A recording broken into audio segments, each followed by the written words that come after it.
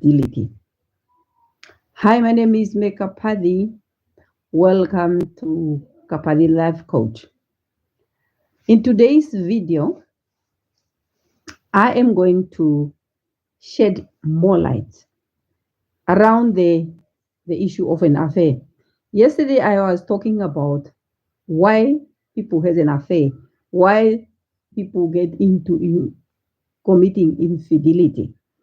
But it looks like some people thought, okay, now it's not my problem. They think it is not them to be blamed because there is a reason for an affair. Yes. So I just want to explain more, shed more light that yes, affairs meet one of the emotional needs, be it sexual need, be it maybe communication, maybe affection. There are many needs. So, and when you are far from your partner, what will happen is when you are, let's say, many people are working far from each other, many partner, and especially some of the people who are coming to my premarital coaching, I usually ask them, where are you going to stay, both of you? But they haven't made plan because each one is working somewhere else, few kilometers, 1,000 kilometers from each other. And how are you going to meet each other? Because married couples are supposed to be staying together. So when you make a decision to to get married, you're supposed to make, those are the plans that you're supposed to make before you say yes, I do. That's why I have a lot of people who come to my office where one of engaged in infidelity, meaning, and then when we go into the detail of the issue to find why, we find most of them, they are not staying together because of work. You know, someone is working somewhere in Katima, the other one is working in Kitmans, one is in Venduk, one is in the north. Actually, and that is mostly the cause. Because how do you meet each other? Emotional needs, as I said. What happened to the affair? Affairs meet one or more of the emotional needs. The needs that is not met while you are married, while you are supposed to be together. So you're supposed to be together during the night. During the night, if your partner finds himself or herself sleeping alone for more than a month, it is not possible.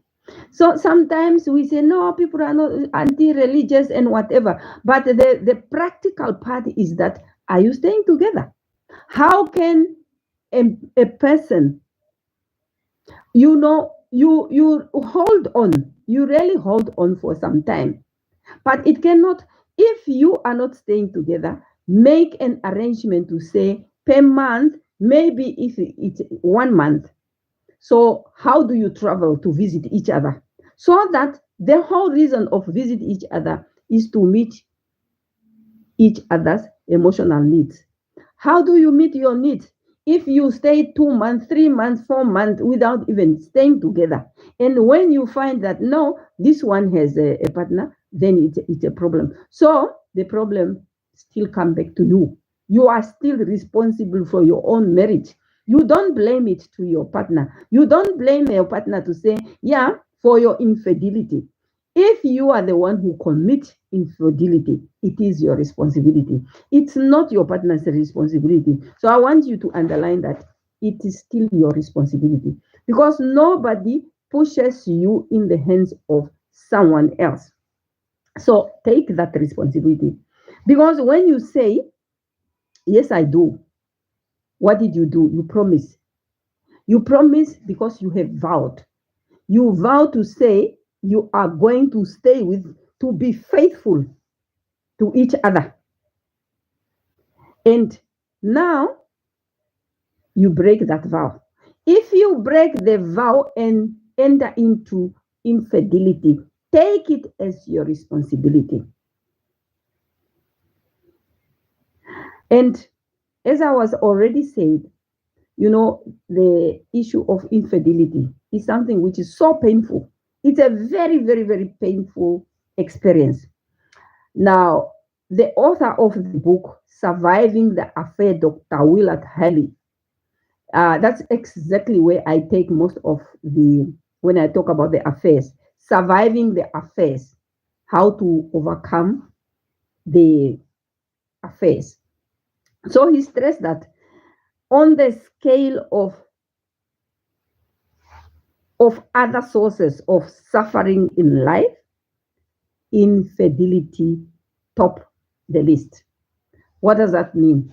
What it means, what he meant is to say that from all the things that you have done to your partner, you have done quite a lot of things that hurt your partner. Infidelity, research shows that infidelity top up because when that pain of infidelity is so deep.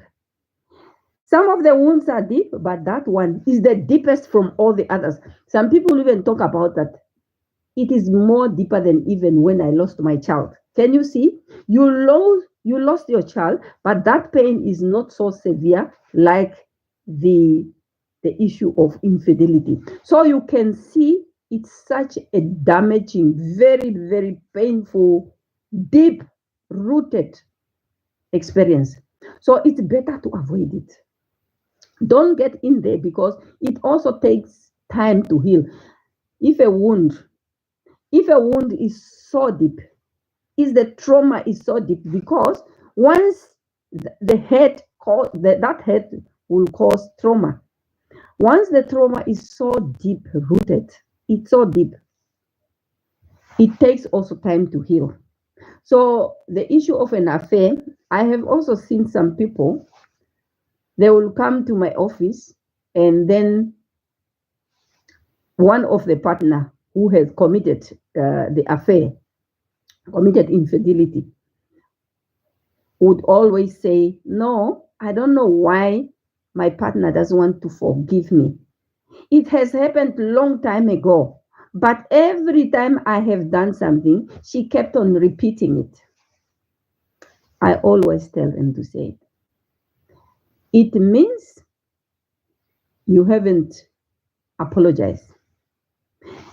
The issue is when you apologize, that will be also on the next lesson about how do you apologize when you are the one who committed infidelity.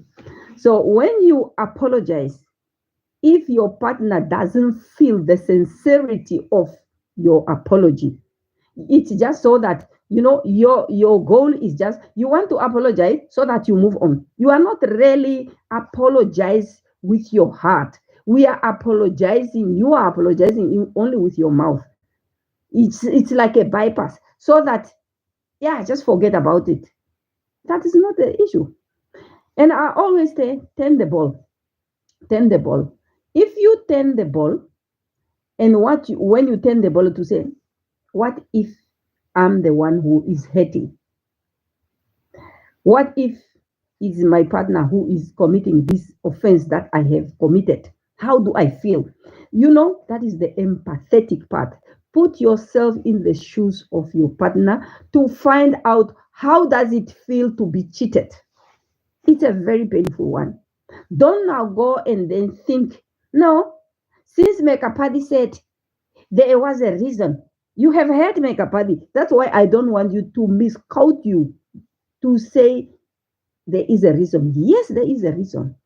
But that reason, it's not going to take away the offense that you have committed. You are still responsible for that. You don't blame it, for your partner by saying, if we were going to have sex almost every now and then, I was not going to commit this affair. That is wrong. She is not responsible. He is not responsible. He's not the one who forces you in the arms of a lover. There was no force. It was out of your own will. Even when there is that emotional need, that void, what is there, you still have the responsibility. You can still control yourself. You can still control, you are still responsible for the act that you have committed. Don't push it to your partner. Don't push it to your, don't blame it to your partner. So if you violated that promises, you are responsible for the offense. Don't blame your partner for that offense. Even there is a reason of an affair, you are still responsible.